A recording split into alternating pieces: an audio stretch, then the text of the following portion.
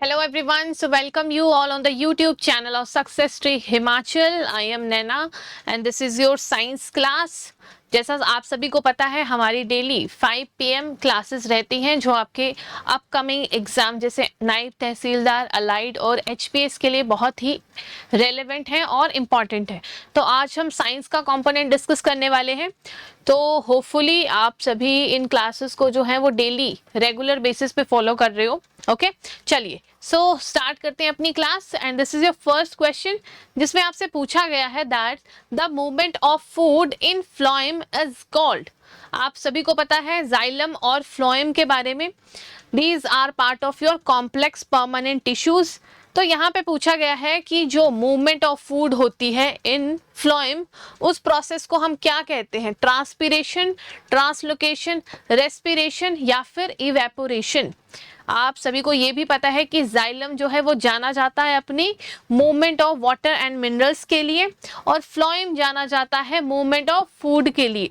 तो पहले तो ये भी जल्दी से बता दें कि जो मूवमेंट रहती है किसकी यूनिडायरेक्शनल रहती है और किसकी बाई डायरेक्शनल रहती है।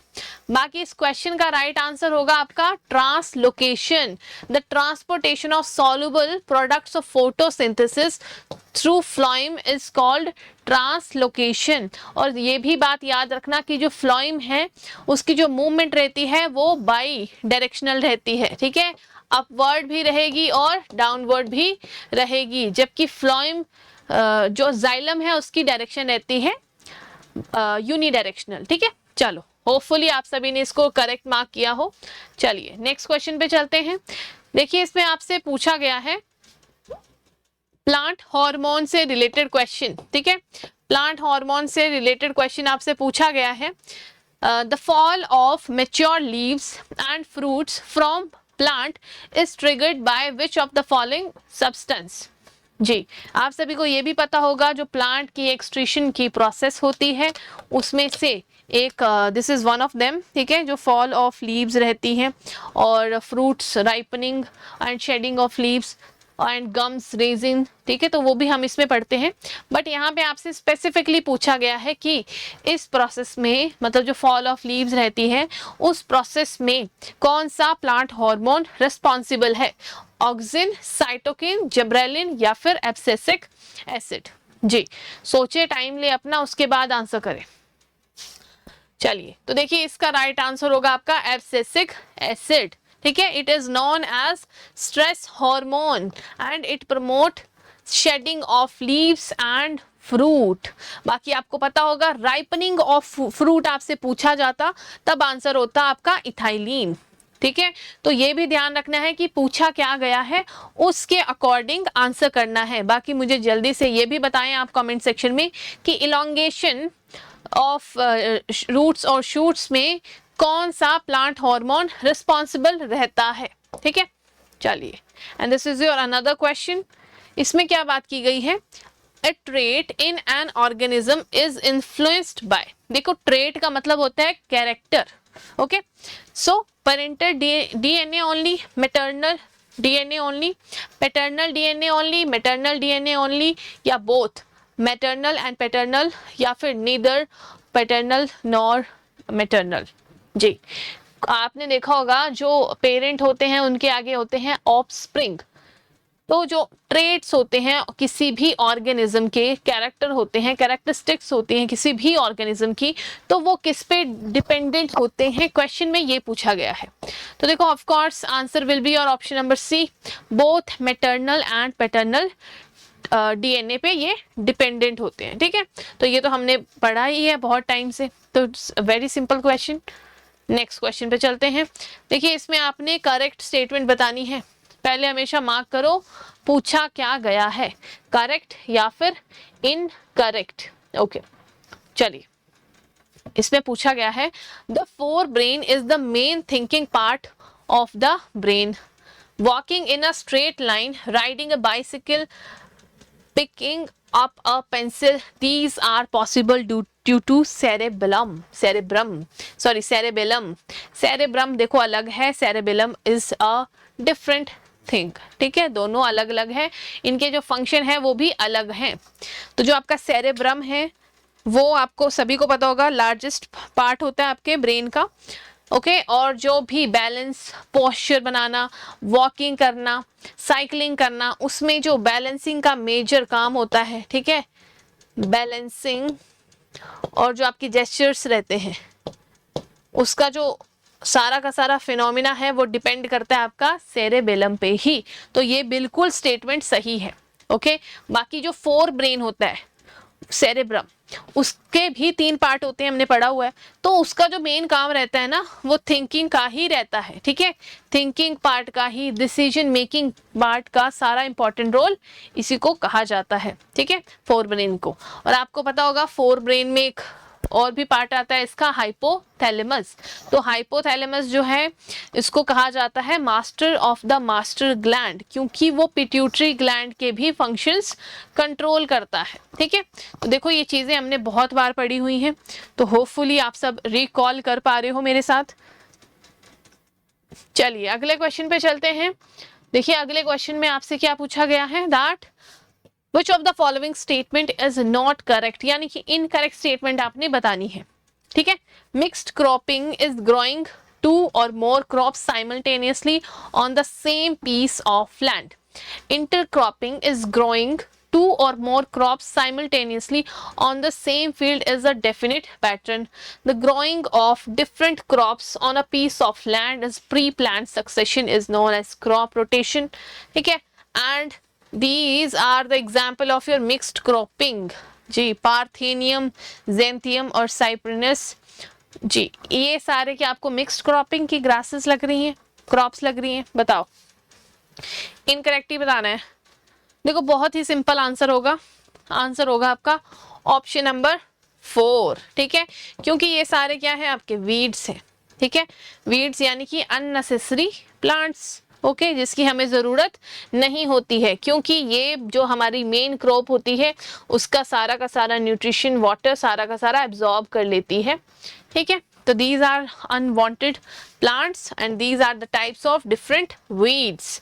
बाकी की डेफिनेशंस एकदम करेक्ट हैं, तो आपको ये टर्म्स पता होनी चाहिए, different types of cropping, mixed cropping क्या होता है, ग्रीन मैन्योरिंग क्या होता है, एग्रो फॉरेस्ट्री क्या है, ठीक है। ये जो छोटी छोटी टर्म्स हैं ये आजकल एग्जाम्स में पूछी जा रही है, तो आप ज्योग्राफी में इनको डिटेल में पढ़ते हो जब आप एग्रीकल्चर का पार्ट पढ़ते हो, ठीक है, और ह्यूमन ज्योग्राफी का पार्ट पढ़ते हो, तो ज्योग्राफी में ये डिटेल्स में बताई जाती हैं। अगर नहीं भी पढ़ी है तो प्लीज एनसीईआरटी या फिर गूगल से एक बार प्रॉपरली लिस्ट पढ़ लेना, इंपॉर्टेंट है क्योंकि पूछा जा रहा है आजकल एग्जाम में। चलो next question, which phloem cell is dead जी, सबको पता है जाइलम के भी 4 एलिमेंट होते हैं और फ्लोएम के भी 4 एलिमेंट होते हैं। तो आपने बताना है कि फ्लोएम का कौन सा एलिमेंट है वो डेड सेल से मिलके बना हुआ है, sieve cell, sieve tube, companion cell या फिर फ्लोएम फाइबर। अच्छा एक नाम इधर मिसिंग है, वो भी आपने बताना है कि 4th एलिमेंट कौन सा है जाइलम का, सॉरी फ्लोएम का। तो देखो जब हम पढ़ते हैं फ्लोएम फाइबर के बारे में तो हमें पता है कि ये है डेड सेल से मिलके बना हुआ, बाकी के सारे जो पार्ट्स होते हैं आपके फ्लोएम के वो मिलके बने हैं लिविंग सेल से। तो सिंपल सा आंसर हो जाएगा आपका फ्लोएम फाइबर। अब मुझे जल्दी से रिकॉल करके बता दो कि जो जाइलम है, जाइलम के जो 4 एलिमेंट हैं, सबको पता है 4 में से सिर्फ एक ही बना है किससे, लिविंग सेल से, वो कौन सा है बताओ, जाइलम का कौन सा लिविंग सेल से मिलके बना हुआ है एलिमेंट, तो वो होगा आपका जाइलम पैरेनकाइमा, ठीक है, तो ये भी आपको पता होना चाहिए। चलो अगला क्वेश्चन स्क्रीन के ऊपर, इसमें भी आपने करेक्ट स्टेटमेंट बतानी है। चलिए apical meristem, cambium, intercalary, meristem, correct बताना है, करेक्ट, एपिकल, कैम्बियम, इंटरकैलरी। और ये बताओ पहले that it is a type of permanent tissues या फिर मैरिस्मेटिक टिश्यू, किसके अंडर आती है ये कैटेगरी इनकी, जल्दी से सोच के बताएं। देखो जब भी हम पढ़ते हैं प्लांट टिश्यूज के बारे में तो हमें पता है एक होते हैं अपने पास परमानेंट टिश्यूज एक होते हैं आपके पास मैरिस्मेटिक टिश्यूज। तो हमने पढ़ा हुआ है जो मैरिस्मेटिक होते हैं ये जाने जाते हैं अपनी सेल डिवीजन की कैपेबिलिटी के लिए। इनमें सेल डिवीजन नहीं होता है परमानेंट वाले में। और ये जो टाइप्स लिखी हुई हैं ये किसके अंडर आती है? मैरिस्मेटिक टिश्यूज के अंडर, ठीक है। और ये जो लिखे हुए हैं सारे के सारे बिल्कुल करेक्टली मैच हैं। इसमें ध्यान क्या रखना है, जो कैम्बियम है इसको लेटरल मैरिस्मेटिक टिश्यू भी कहा जाता है, ठीक है। तो ये बिल्कुल करेक्टली मैच हैं, ओके। जो आपका एपिकल है वो जाना जाता है elongation of roots and shoots के लिए। कैम्बियम और जो आपका लेटरल मेरिस्टेम है वो जाना जाता है गर्थ ऑफ स्टेम के लिए, ओके। और जो आपका इंटरकैलरी है वो जाना जाता है इंटरनोड्स की ग्रोथ के लिए, फॉर एग्जाम्पल इन बैम्बू, ठीक है। तो ये हमने सब पढ़ा हुआ है ना, देखो यहाँ पे लिखा भी है एक्सप्लेनेशन पार्ट में। चलिए अगला क्वेश्चन आप सभी के लिए, इसमें नॉट करेक्ट पूछा है। नॉट करेक्ट यानी कि इनकरेक्ट आपने बताना है, ओके। पहला question, plastids are present only in plant cells, okay. Vacuoles are small size in animal cell while plant cell have very large vacuole, okay. When a cell divides by meiosis, it produces 4 cells जिसको हम कहते हैं haploid, and the new cell only have half the number of chromosome than that of the mother cell. चलो जल्दी से बता दो, meiosis mitosis हमने पढ़ा हुआ है, टाइप्स ऑफ सेल डिवीजन में आता है ये, ठीक है। तो मुझे बता दो कि आपके अकॉर्डिंग क्वेश्चन नंबर 8 का आंसर क्या होगा। और क्वेश्चन में देखो कैच क्या है, इनकरेक्ट पूछा है, नॉट करेक्ट। कई बार हम जोश में आके सीधा हमें लगता है अरे ये तो सही है, ये तो सही है, तो हम मार्क कर देते हैं आंसर। ऐसी गलती पेपर में बिल्कुल भी नहीं करनी है, ठीक है। और देखो इसका आंसर होगा आपका ऑप्शन नंबर डी। क्यों? क्योंकि सारी की सारी स्टेटमेंट्स एकदम करेक्ट हैं, दैट्स व्हाई आंसर होगा आपका ऑप्शन नंबर डी, ठीक है। चलो ये मेंशन है यहाँ पे। अगला क्वेश्चन, इसमें बताना है आपने विच of the following pair is incorrect, इनमें से कौन सा पेयर इनकरेक्ट है। क्लोरोफिल, क्रोमोप्लास्ट, ल्यूकोप्लास्ट या फिर इलाईप्लास्टिस, बताओ क्या लगता है।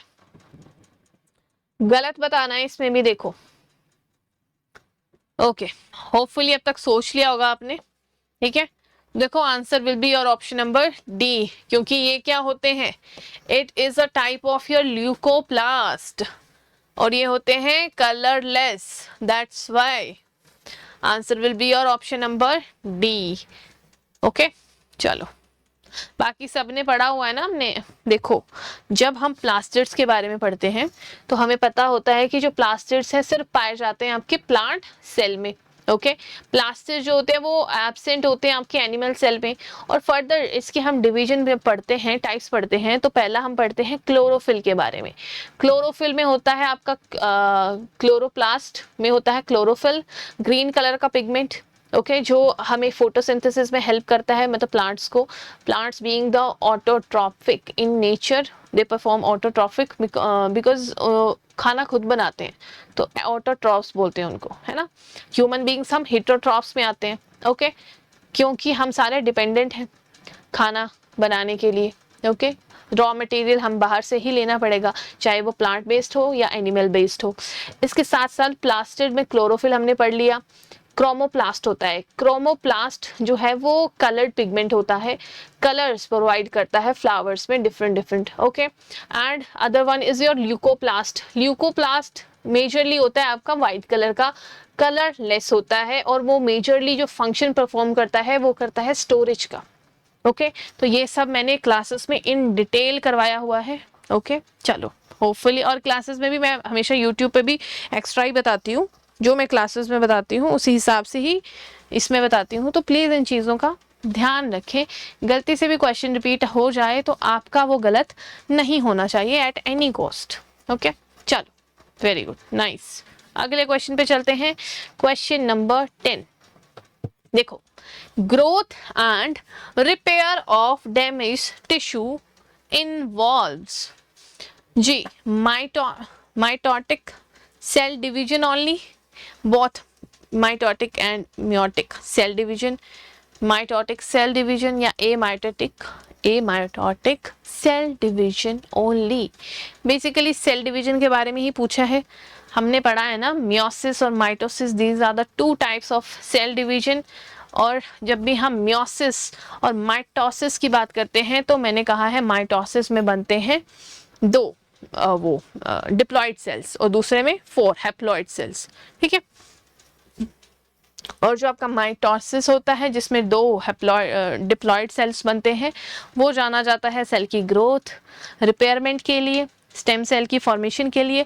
और जो दूसरा होता है जो 4 हैप्लॉइड सेल्स बनते हैं, वो जाने जाते हैं अपनी जो गैमीट्स की फॉर्मेशन होती है। गैमीट्स मतलब सेल कौन से वाले सेल, जो रिप्रोडक्टिव सेल्स होते हैं उनकी फॉर्मेशन के लिए। तो ये हमने बहुत बार देखा हुआ है, ठीक है। तो देखो जो आपके माइटोटिक सेल्स होते हैं, ठीक है, एक होती है मियोसिस, एक होती है मियोसिस और माइटोसिस, ठीक है। तो याद रखना है ये क्या करते हैं, किसके लिए जाने जाते हैं, अपनी स्टेम सेल की फॉर्मेशन के लिए, ठीक है। ग्रोथ एंड रिपेयरमेंट के फंक्शन में ये मेजर रोल प्ले करते हैं। जबकि मियोसिस जो होता है, मियोसिस जिसमें कितने हैप्लॉइड सेल बनते हैं, ठीक है, 4 डॉटर सेल ये बनाता है। तो ये क्या करता है, गैमीट्स की फॉर्मेशन करता है। Gametes means 6 reproductive cells, males में स्पर्म्स और आपके फीमेल्स में एग सेल, ओके। तो होपफुली आपको ये सारा नॉलेज है, नहीं भी था तो अब मैंने बता दिया है, भूलना नहीं है। चलो नेक्स्ट क्वेश्चन पे शिफ्ट करते हैं। देखिए यहाँ पे आपसे क्या पूछा गया है, that which of the following is not a connective tissue. जी इनमें से कौन सा कनेक्टिव टिश्यू नहीं है, adipose tissue, compact bone, cardiac muscles या एरोलर टिश्यू। जी सोचो फिर आंसर दो। चलिए, और सबने पढ़ा है blood is a fluid connective tissue, okay. Blood भी इसके अंडर आता है, कनेक्टिव टिश्यू के अंडर। एडिपोज भी आता है। एडिपोज में क्या होता है, फैट एक्यूमुलेशन होती है, ठीक है, एक्यूमुलेशन होती है।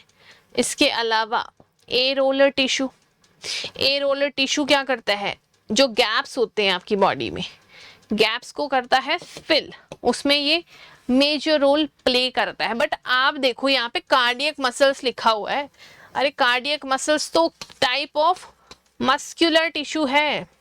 मस्कुलर टिश्यू का काम हमने क्या पढ़ा था कि ये भाई मूवमेंट में हेल्प करते हैं, मूवमेंट में हेल्प करते हैं।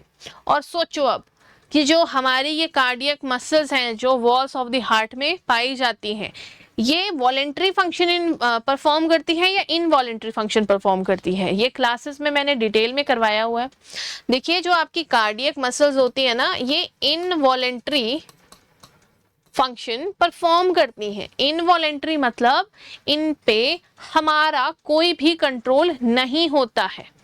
क्यों? क्योंकि हार्ट हमारा पंप कर रहा है, उसको हम कंट्रोल नहीं कर सकते हैं, ओके। हार्ट बीट कर रहा है ना, तो उस पे हमारा कोई कंट्रोल नहीं है, ठीक है। तो those functions are involuntary in nature. But अगर मैं अपनी मूवमेंट ऑफ हैंड कर रही हूँ, ठीक है, मूवमेंट ऑफ हैंड कर रही हूँ, तो वो मेरा कौन सा फंक्शन है, वॉलेंट्री फंक्शन है। और आपने देखा होगा जो हमारी कार्डियक मसल्स हैं जो मस्कुलर टिश्यूज के अंदर आती हैं और इनवॉलेंट्री फंक्शन परफॉर्म करती हैं, दे डोंट गेट टायर्ड, वो थकते नहीं हैं। बट जो वॉलेंट्री मूवमेंट होती है, वॉलेंट्री फंक्शंस होते हैं जिस पे हमारा कंट्रोल है, उन मसल्स को नीड होती है रेस्ट की, because they got tired after some work. तो ये सारी चीज़ें मैंने अगेन मैं फिर से कहूँगी, क्लासेस में आपको डिटेल में करवाया जाता है ताकि लॉन्ग टर्म मेमोरी में आपकी चीज़ें स्टोर हो जाएं और आपको चीज़ों को समझ सको, मतलब वो ना हो, क्रैमिंग ना करनी पड़े, आपको ऐसे ही माइंड में रियल लाइफ एग्जांपल्स के थ्रू समझ आ जाए, ठीक है। चलो होपफुली समझ आ गया होगा ये क्वेश्चन, ओके। चलो नेक्स्ट पे चलते हैं। Light emitting diode LED convert एक आधे क्वेश्चन आ ही जाता है ऐसे कि इस उसमें कौन सी एनर्जी कन्वर्ट हो रही है। तो बताओ एलईडी क्या कन्वर्ट करती है, किसको कन्वर्ट करती है, किस में, कौन सी एनर्जी को कन्वर्ट करती है किस में। Again law of conservation of energy पढ़ा हुआ है आपने, that energy can neither be created nor be destroy but we can convert it into one form to another form. Energy को हम एक फॉर्म से दूसरे फॉर्म में कन्वर्ट कर सकते हैं, लेकिन एनर्जी ना तो क्रिएट कर सकते हैं ना ही डिस्ट्रॉय कर सकते हैं। तो ये law of conservation of energy हमने पढ़ा है। Even we have read about the law of conservation of mass as well. ठीक है, तो देखो एलईडी जो होती है वो इलेक्ट्रिक एनर्जी को कन्वर्ट करती है आपकी लाइट एनर्जी में। ठीक है, चलो अब इसमें आपने मैच करना है, एक तरफ डिजीजेस दिए हैं और दूसरी तरफ कि कौन कॉज करता है। चलो कॉज करता है या कैरी करता है, स्मॉल पॉक्स, कॉलरा, मलेरिया और आपका अनीमिया। चलिए बताएं भाई क्या आपको लगता है आंसर। Take your time. देखो आपने अगर एचपीएस का एंटी का एलाइड का पेपर देखा है प्री का,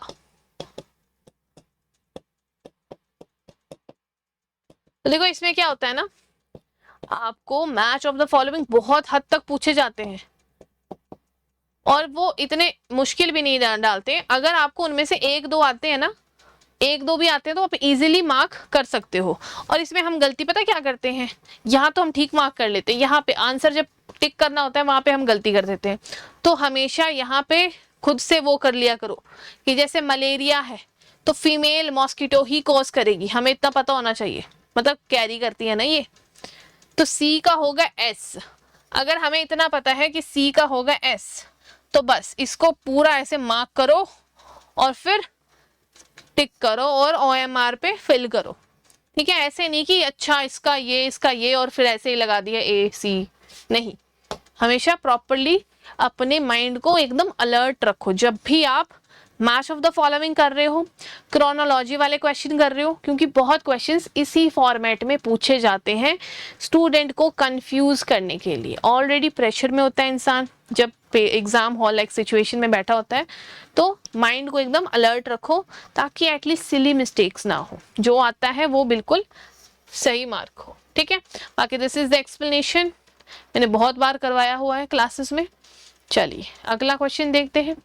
अब देखिए यहाँ पे आपको एक तरफ फूड की आइटम दी हुई है और दूसरी तरफ बताया हुआ है कि इनमें क्या क्या पाया जाता है, मेजरली किसके लिए ये जानी जाती हैं, जैसे cereals, pulses, oil seed, fruits and spices. जी थोड़ा टेक योर टाइम।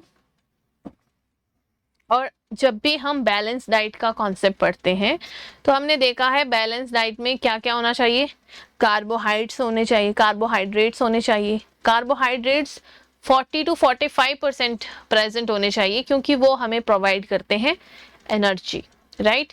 उसके बाद प्रोटीन, विटामिन्स, मिनरल्स, वाटर, है ना, फाइबर, फैट, सब कुछ इंपॉर्टेंट है, तभी बैलेंस डाइट का कॉन्सेप्ट इंपॉर्टेंट है।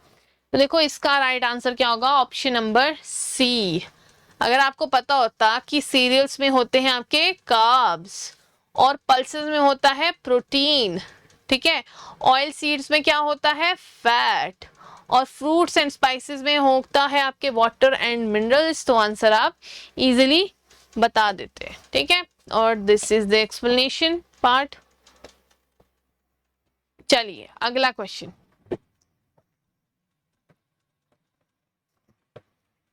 देखिए इसमें पूछा है which element form the highest number of compound in the periodic table।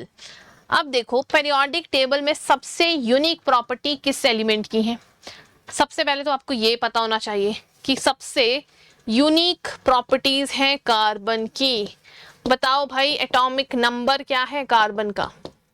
Atomic number को हम रिप्रेजेंट करते हैं Z से, तो इसका एटॉमिक नंबर होता है 6, यानी कि ये हो गया आपका एटम। अगर एटम के अंदर होता है उसका न्यूक्लियस, न्यूक्लियस के अंदर होते हैं प्रोटॉन और न्यूट्रॉन, और उसके बाहर चक्कर लगा रहे होते हैं इलेक्ट्रॉन। तो पहले शेल में हमेशा 2 इलेक्ट्रॉन ही फिल किए जाते हैं, सबको पता है ये बात।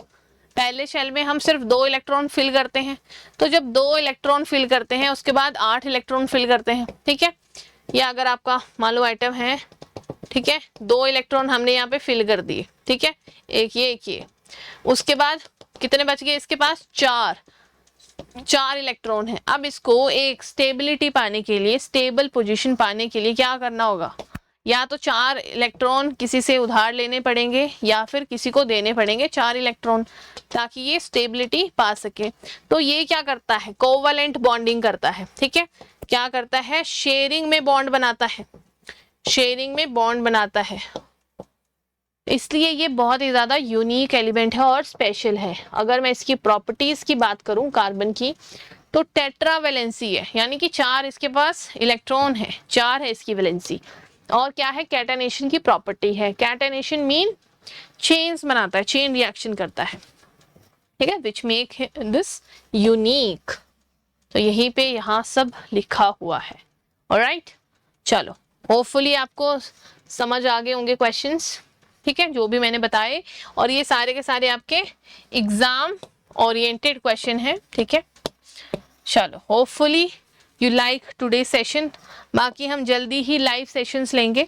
अभी मेरा एक बैच चल रहा है 5 to 6 टाइमिंग्स में, जिस वजह से मैं आपकी लाइव क्लासेस नहीं ले पा रही हूँ साइंस की, बट जल्दी ही हम साइंस की लाइव क्लासेस लेंगे यूट्यूब पे, और आपको एग्ज़ाम रेलेवेंट इंफॉर्मेशन और ऐसे ही क्वेश्चंस करवाए जाते हैं जिसमें जो आपको एग्जाम में डायरेक्टली देखने को मिले, ठीक है। So thank you very much everyone, take care and do like, share and subscribe to our YouTube channel. और जिन्होंने अभी तक टेलीग्राम चैनल ज्वाइन नहीं किया है, लिंक आपको डिस्क्रिप्शन में मिल जाएगा, आप उस लिंक पे क्लिक करके टेलीग्राम पे हमसे ज़रूर जुड़ जाएं, क्योंकि सारी की सारी इंफॉर्मेशन अपडेट्स आपको टेलीग्राम पे ही मिलती हैं। Alright everyone, so take care and अपना रिवीजन जो है वो करते रहिए। जल्दी ही आपको एग्जाम की नोटिफिकेशंस देखने को मिल सकती हैं। So take care and see you next time. Thank you so much.